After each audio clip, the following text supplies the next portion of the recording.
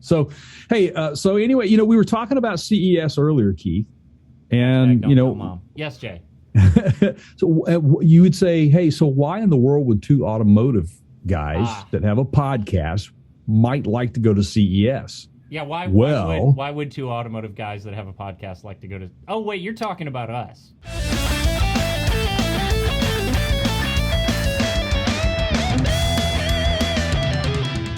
Us, yes, us. Yeah, the Consumer Electronics Show has turned out to be not only just a consumer electronics show about consumer electronics. The direction the automotive industry has gone into over the last 5 years heavily has revealed to most everyone out there the need for mobilization of electronics, having that interaction with your vehicle. As we all know, we all have cell phones that will connect directly via the onboard systems, so that you can add your contacts, call people while you're driving hands-free, listen to music, whatever. Maybe you got a couple of kids in the back on video that are streaming videos back there. Side shot, just got a new piece of tech yesterday. Want to hold it up for the camera? Oh, yeah. There it is. I can actually put a link to this. Hold it right in front of my face. There you go. Perfect. Yeah. There we go. That's good. That's good content creation. Is that a Fitbit? It is. Yeah. Nice. He worked for it. He more or less bought it, paid for it with his own earned funds. And we weren't ready for a 12-year-old to go full on Apple Watch yet. But yeah. Fitbit's good. Yeah. We can put a link to it. It's the one review that he read that I would just take issue with is they didn't mention that there's a little bit of a kid restriction on it that you have to kind of figure out a way around. I think you're going to have that on just about any device that might interact with, say, some socials, or if there's data required to personalize your usage. So it makes sense. We watch that closely. We're not the Wild West here in this house with right. Anyway, your mobile connected life, Jay. Back to you in CES. Yeah, back. So here we go. And Keith and I discussed this, and you guys can go back to our channel over on YouTube at youtube.com/Parts Kind of Guru and take a look at that video. We talked about Sony and their involvement a few years ago, or a couple of years ago, where they made an announcement they were going to be coming out with a vehicle. And they did bring out a couple of years ago at CES, I think it was their SV01 or something like that, was the first prototype of their, the Vision S EV. Yeah. And then now there's the Vision S02. That was the 01. This is the 02 that they just announced. But the bigger part of this story is not that Sony is dipping their toes into the pool of electric vehicles. It's who they're partnering up with. Honda and Sony have partnered up, and they will be producing electric vehicles in a joint venture. And this makes total sense, Keith. Absolute total sense. We said this many times. The last podcast, I think we were talking about Honda and how they kind of fallen behind a little bit in the electrification mobility game. They don't have EVs. They don't have they don't have a hat to throw in the ring against, say, a Tesla, right? That's right. They don't. And look, Sony doesn't. They don't know how to build cars. That's not their forte. Okay, they, I'm sure, can gain the technology and the knowledge through trial and error on their own if they want to do that. And I think they've tried some of that. But as we have reported on in the past, Ford and GM have partnered with others for that electronic connectivity, the software side of that industry going into these things, and even hardware in a lot of cases. Right. Sony is big into the visual aspect, as we all know. So they're heavy into LiDAR and all of these visual sensors.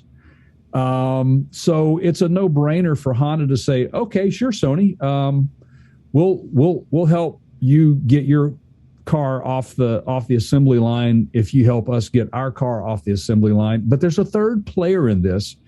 And as I dug deeper into this, GM with their Ultium battery platform has really piqued the interest of a lot of the players out there that don't have that technology yet. GM's Ultium battery platform is actually cutting edge to a degree and is going to allow them to expand their automotive offering, their EV offering, over a large number of different types of models, where they can dictate how much range, which range is a bigger deal than anything, I think, for most people. They're partnering up with Honda. They're part of this as well. Honda has partnered up with GM. So I think what you're going to have as a result is going to be a Honda, GM, Sony vehicle. And it still remains to be seen whether the Sony vehicle will be a Honda kind of a mixture platform, or if Honda is just basically helping them develop their technology so that they can have their own platform. But either way, GM and Honda are showing Sony how to do this, and in turn, Sony is working with Honda and helping them with the connectivity. It makes sense. Yeah, so let's get into here's some nuts and bolts details, everybody. And Sideshot, tell me how much of this you knew. So first of all, Honda announced, I think it was last year, that they're going to try to go all EV or fuel cell by 2040. Right. So they're about a decade later in their plans than, say, GM has pushed for in 2030. This company is a 50-50 partnership. So Sony and Honda each have 50% ownership. Yep. The top executive belongs to Honda, and then the number 2 in charge will belong is a Sony executive. Okay. Right. And this is a big deal. Yes, very big deal. Yasuhide Mizuno is the CEO, mm-hmm. and the Sony executive vice president Izumi, Kawanishi, thank you. Yep. Is the president and COO. So they're gonna split duties. Now, I think it would be foolish to not leverage Honda's existing dealer network, right? Like especially here in the United States, to get those cars out in front of the public quickly. Sure, and I think that's something that we are noticing with a lot of these startup companies, where they're partnering up with existing platform developers to where they can get to the market quickly. Otherwise, it would be years before they can get out there and potentially not even make it to the market. Yeah. And this is man. There's so much that that I'm fascinated by. I'm very curious to see how this is going to play out in terms of. There's been lots of attempted partnerships by large corporations that have existed independently for a long time that have not gone well because these guys can't get along. They can't play nice together. Anheuser-Busch and Keurig partnered on a DrinkWorks machine that I loved that was killed a year after it went into production. And the rumor mill is just full of infighting. Like, those two companies just couldn't get along. It was a great product. Right. Well, that's too bad when you have that. Yeah.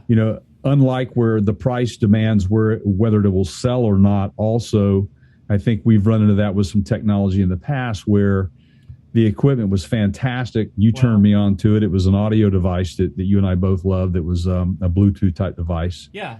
Sony's got the electronics manufacturing experience in place, and they can help keep those electrical components manufacturing and production costs down for Honda.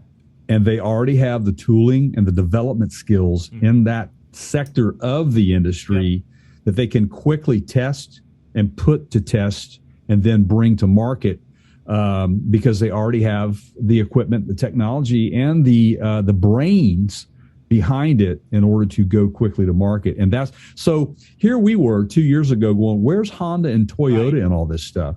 Well, they've been kind of smart, sitting back, watching everybody else make knee-jerk moves.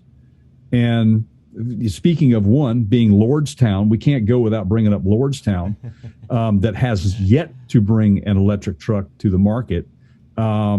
I wish them well. And if Lordstown fans, if you guys are listening, if you got some info on what's going on, let me know, and we'll definitely talk about it. But as of late, I haven't heard anything. Jay. Yes. First commercial EV production truck. I'm not sure where you're getting your information. Well, that's Rivian. That's Rivian, man. No, Lordstown said it was them. I don't think so, pal.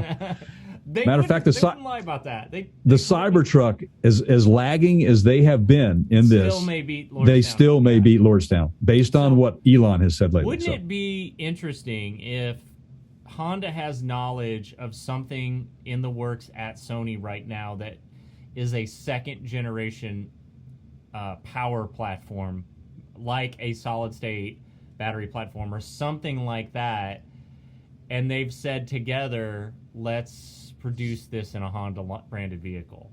Right.